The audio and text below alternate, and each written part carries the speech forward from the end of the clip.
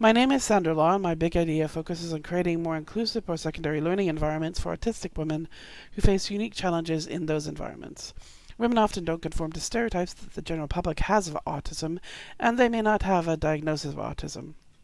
The title of this video, You Don't Look Autistic, hints at women's ability to hide their autistic traits from others. Autistic women engage in a behavior called masking. Masking involves suppression of autistic behaviors. The goal of this project is to develop a toolkit that can be used by post-secondary educators or student support personnel who work with autistic women, as well as those who have autistic traits but don't have a diagnosis. Many women do not receive a diagnosis of autism until they reach their mid-30s or even into their 40s, 50s, or older.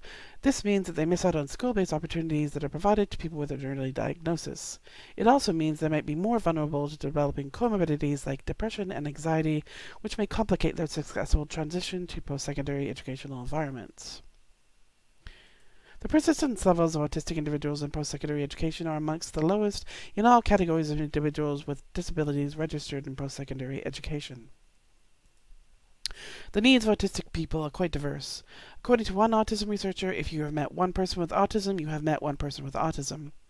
Another commentator has described autism as a kaleidoscope of traits and behaviors rather than a spectrum. While the assumption might be that individuals who are able to pursue post-secondary education are high-functioning, that doesn't necessarily mean that their autism symptoms are mild.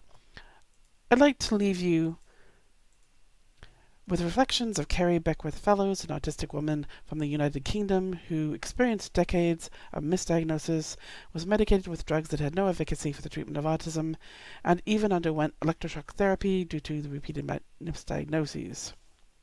And here I'm just paraphrasing what she said. High functioning means that a person has an IQ greater than 70 and can speak.